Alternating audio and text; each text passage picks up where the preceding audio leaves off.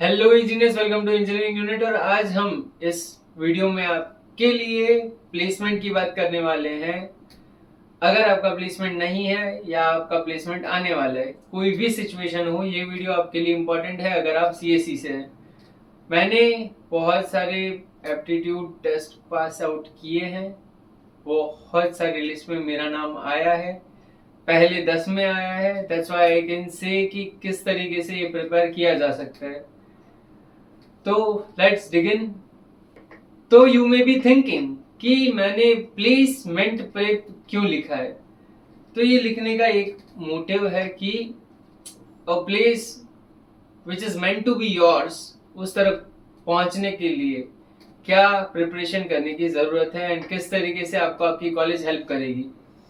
अब दो चीज बढ़ जाती है, यहाँ पे दो टुकड़े हो जाते हैं, ऑफ कैंपस एंड दूसरा ऑन कैंपस। अब कंपनियां अगर ऑन कैंपस आ रही है तो क्या क्या होगा, ऑफ कैंपस है तो क्या क्या होगा। मोस्ट ऑफ सिमिलैरिटीज ये है। तो आज मैं बात करने वाला हूँ ऑन कैंपस के बारे में। तो आई होप आप इस वीडियो में आगे तक बने रहेंगे। चलो, ऑन कैंपस जो आपका प्लेसमेंट होगा उसमें 4 राउंड्स होंगे, कभी कभी 3 भी होते हैं, बट लेट्स से कि 4 राउंड्स होंगे। 4 राउंड कौन से होंगे? राउंड होंगे जिसमें से सबसे पहला होगा एप्टीट्यूड टेस्ट, फिर आएगा टेक्निकल राउंड, फिर आएगा टेक्निकल राउंड। अब टेक्निकल राउंड में आपको क्या क्या मिलेगा एंड इसके आगे जो दो और फेजेस हैं उसमें आपको क्या प्रिपेयर करना है, किस तरीके से प्रिपेयर करना है, वो आएगा पार्ट 2 में। Part 1 is 100% based on aptitude test. अब टेक्निकल राउंड, टेक्निकल यू में भी लाइक कि टेक्निकल राउंड तो हो गया, अब क्या ही होगा। तो इसके बाद एक और होता है सीटीओ राउंड या सीएफओ राउंड, जिसमें जो हाईएस्ट पोजीशन पे उस कंपनी में इंसान होता है वो आपके साथ वार्तालाप करता है, आपके साथ मिलके आपकी ब्रेन पावर्स को चेक करता है कि आप उस कंपनी के लिए उतने वैल्यूएबल हो कि नहीं। तो यहाँ पे तीसरा आएगा CTO slash CFO round and last में चौथा अपना है क्या, एचआर। लास्ट में एचआर आके आपको बताएगी कि ये रहा आपका ऑफर, साइन कीजिए एंड बॉन्ड पे साइन कीजिए। सब में क्या क्या करना है, किस तरीके से करना है, क्या क्या आपको ध्यान में रखना है, वो मैं आपको बताऊंगा। तो सबसे पहला एप्टीट्यूड टेस्ट। अब एप्टीट्यूड में दो चीजें होती है, वैसे तो 4 चीजें होती है, तो मेन जो दो है उसके बारे में बात करते हैं। पहला है क्वांटिटेटिव, दूसरा है क्वालिटेटिव। अब क्वालिटेटिव में आता है लॉजिकल रीजनिंग, इसमें आता है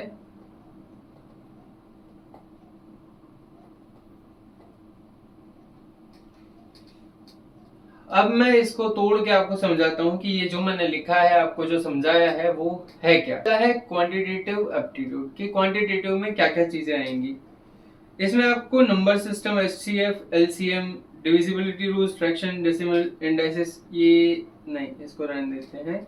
इसके अलावा जितना लिखा हुआ है वो सब आपका बेस है, इतना तो आना ही चाहिए। इसके ऊपर आपको क्वेश्चन पूछे जाएंगे, एचसीएम डिविजिबिलिटी रूल्स को लेके परसेंटेज में क्वेश्चन पूछे जाएंगे, प्रॉफिट एंड लॉस में क्वेश्चन पूछे जाएंगे, डेसिमल रेशियो में, एचसीएफ। आप समझ सकते हो कि मैथमेटिक्स किस तरीके से कनेक्टेड है, राइट। तो आपको जो 9th-10th का जो बेसिक मैथ्स है, बेसिक वाला एकदम fundamental, 9th, 10th, 11th, 12th वाला, वो आपको आना चाहिए। वो उतना बहुत ज्यादा इंपॉर्टेंट है। अरिथमेटिक आपका एक बहुत घनिष्ठ मित्र है यहाँ पे, जो आपको नॉर्मल परसेंटेज की क्वेश्चन देगा, profit and loss, ratio, proportion, average, time and work, speed, time, distance. And ये आगे की चीजें काम की नहीं है, क्योंकि बोट एंड स्ट्रीम्स था 9th और 10th में, दोनों में था, पर वो आपको एप्टीट्यूड में नहीं पूछा जाता है। क्वांटिटेटिव में सबसे ज्यादा क्वेश्चन पूछे जाते हैं तो अलजेब्रा से, linear equation, quadratic equation, polynomial equation. तो इक्वेशंस पे आपको बहुत ज्यादा क्वेश्चन दिखेगा। एंड आपको अगर ट्रिक्स पता है तो ज्यादा से ज्यादा टाइम आप इसमें कर सकते हो, मतलब आप ज्यादा से ज्यादा इस राउंड को खत्म कर सकते हो स्पीड में। ज्योमेट्री एंड मेजरमेंट में मोस्ट ऑफ द क्वेश्चंस नहीं आते, सॉरी, लाइन एंड एंगल के क्वेश्चन होते हैं पर उतने ज्यादा नहीं। प्रोबेबिलिटी, परमुटेशन एंड कॉम्बिनेशन, ये एक ऐसा टॉपिक है which you have to do. ये बहुत इंपॉर्टेंट टॉपिक है, ये आपको करना ही है। इस पे आपको डायरेक्ट क्वेश्चन आएगा एंड डायरेक्टली आपको कॉम्बिनेशन का जवाब देना है। डेटा इंटरप्रिटेशन, हाँ, मतलब आपको चार्ट दिया होगा एंड चार्ट के बेस पे आपको क्वेश्चन दिया होगा, उस तरीके के क्वेश्चन आपको दिखेंगे। अब जैसे कि मैंने आपको बी पार्ट बोला था कि एक दूसरा होता है क्वालिटेटिव, उसमें होता है लॉजिकल रीजनिंग। अब लॉजिकल रीजनिंग में दो पार्ट होते हैं, एक verbal reasoning and non verbal reasoning. जो नॉन वर्बल रीजनिंग है उसमें मोस्ट ऑफ द क्वेश्चंस हमको कोई ध्यान देने की जरूरत नहीं है, क्योंकि दैट आर वो पूछे जाते हैं बहुत ज्यादा से ज्यादा सिविल एंड मैकेनिकल को। सीएससी वालों के लिए ये जो चीजें लिखी हैं वो इम्पोर्टेंट है। मैं आपको बताता हूँ।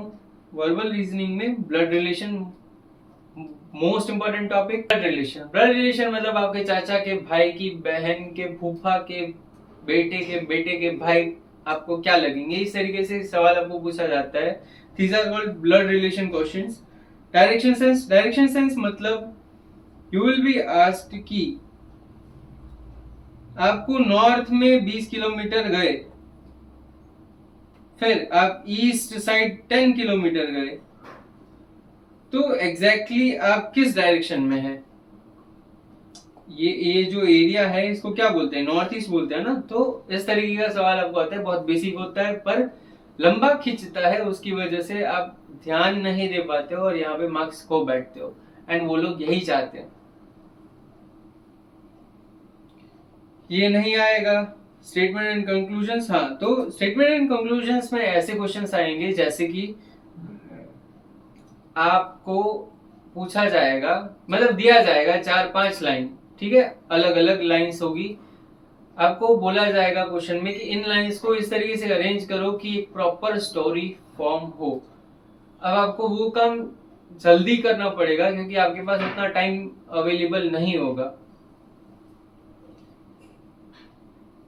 कोडिंग डिकोडिंग के क्वेश्चंस नहीं आएंगे, मतलब मैं बताऊंगा कैसे आएंगे। कोडिंग डिकोडिंग नहीं आएगा, सीरीज कंप्लीशन आएगा, लेटर सिंबल नहीं आएगा, नंबर में ही आएगा।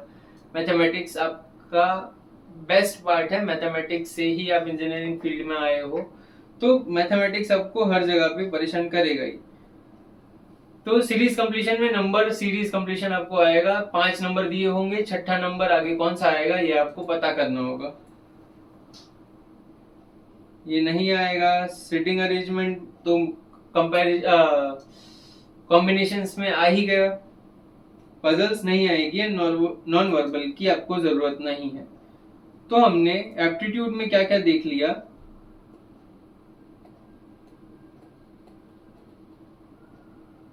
एप्टीट्यूड राउंड में आपको 4 चीजें पूछी जाएंगी, उसमें से हमने 2 देख ली। क्या क्या देखा?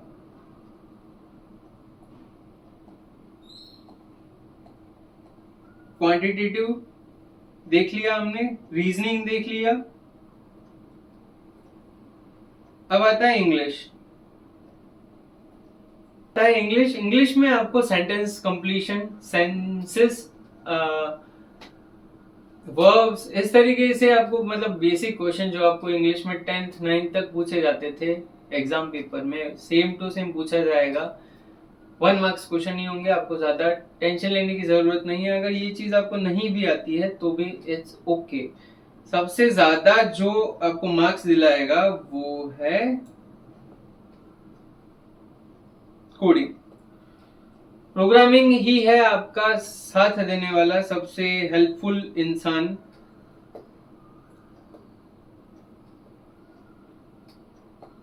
आपको सबसे ज्यादा मार्क्स सिर्फ कोड से ही मिलेंगे। अब कोडिंग में आपको क्या क्या करना है वो मैं आपको बता देता हूँ, ठीक है।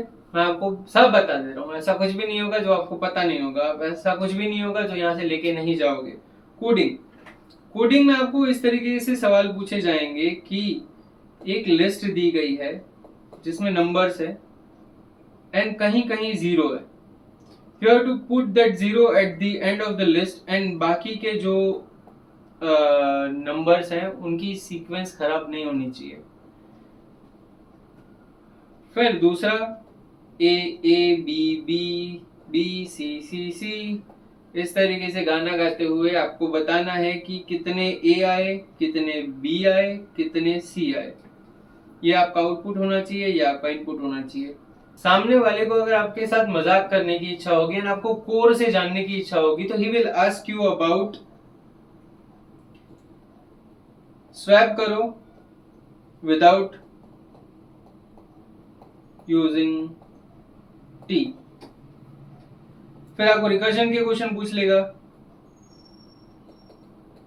कि एक्स वाई जेड करके दिखाओ विदाउट यूजिंग फॉर और व्हाइल लूप। फिर आपको पूछेंगे कि पैटर्न्स सारी इंपॉर्टेंट है। ट्राइंगल देख लो, रेक्टेंगल देख लो, हर प्रकार का ट्राइंगल देख लो, फिल्ड ट्राइंगल देख लो, बॉर्डर्ड वाला ट्राइंगल देख लो। These are important questions. इसी सीक्वेंस में इसी तरीके से आपको क्वेश्चन पूछा जाएगा। अब बात है कि किस तरीके से आपको अटेम्प्ट करना है।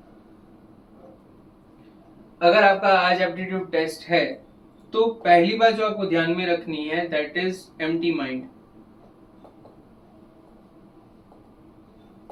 खाली दिमाग के साथ जाना है आपको, एकदम दिमाग खाली होना चाहिए। कुछ भी भरा हुआ होगा आपका एग्जाम खराब जाएगा जाएगा जाएगा, मैं लिख के देता हूं।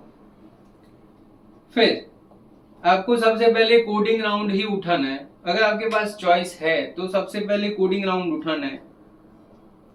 सबसे पहले आपको प्रोग्रामिंग करनी है, प्रोग्रामिंग खत्म करनी है। प्रोग्रामिंग बहुत ज्यादा इंपॉर्टेंट इसलिए क्योंकि जो आपके सीनियर्स हैं, जो कंपनी आई है उसके, वो लोग आपका कोड देखेंगे, खुद जज करेंगे कि ये इंसान मेरे लिए इंपॉर्टेंट है कि नहीं। फिर आप करोगे रीजनिंग। रीजनिंग क्यों? क्योंकि बहुत ज्यादा दिमाग आपने कोडिंग में लगा दिया। अब डायरेक्टली क्वांटिटेटिव पे जाओगे तो आप ढंग से परफॉर्म नहीं कर पाओगे मैथ्स के साथ। You need a time break and वो ब्रेक देगा आपको रीजनिंग। रीजनिंग के क्वेश्चन अगर आप रीजनिंग एंड इंग्लिश, ये आपके दोस्त हैं आपके राउंड में। और लास्ट में आप करोगे क्वांटिटेटिव।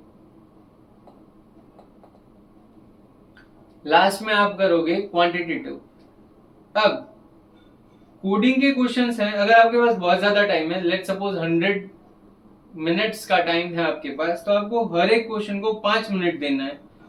5 मिनट में 2 मिनट में आपको सोचना है किस तरीके से आप क्वेश्चन को अटेम्प्ट करोगे एंड 3 मिनट में आपको कोड करने की कोशिश करनी है। अगर आपके पास बेस प्लान नहीं बन रहा है तो वो क्वेश्चन अटेम्प्ट नहीं करना है, आपको स्किप करके आगे बढ़ना है।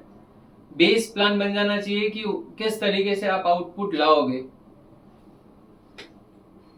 फिर रीजनिंग एंड इंग्लिश में मैंने आपको बता दिया। क्वांटिटेटिव में you have to give 1 minute नहीं 2 मिनट पर क्वेश्चन। हर एक क्वेश्चन को 2 मिनट देना है। 2 मिनट से ज्यादा 1 सेकेंड आप नहीं दोगे, क्योंकि उस क्वेश्चन की उतनी वैल्यू नहीं है जितनी अगले क्वेश्चन की वैल्यू है। अगर ये क्वेश्चन छूट भी गया तो अगले क्वेश्चन में मार्क्स मिल जाएगा, पर यहाँ पे अगर आपने ज्यादा टाइम दे दिया तो फिर आपके पास टाइम नहीं बचेगा कि आप आगे कर सको। बाकी इस चीज को आप इंटरचेंज कर सकते हो अपनी ताकत, अपनी स्ट्रेंथ के अकॉर्डिंग, कि अगर आपका कोडिंग स्ट्रेंथ नहीं है तो वो लास्ट में करो, क्वांटिटेटिव पहले कर लो। रीजनिंग एंड इंग्लिश तो बीच में ही आएगा क्योंकि वो आपको ब्रेक दे रहा है दिमाग के ज्यादा यूज से। तो आज की पाठशाला यहीं पे खत्म होती है कि प्लेसमेंट में किस तरीके से आपको एप्टीट्यूड टेस्ट देना है, क्या क्या आता है, किस तरीके से आता है। अगले वीडियो में मिलते हैं टेक्निकल राउंड के साथ कि टेक्निकल राउंड में क्या क्या एंड किस तरीके से प्रिपेयर करना है। I am thinking about starting series जिसमें मैं जीटीयू में आती जो कंपनीज हैं उनके बारे में आपको ब्रीफ इंट्रोडक्शन दूं। तो subscribe this channel, this will be very beneficial for you and me also. तो मिलते हैं अगले लेक्चर में।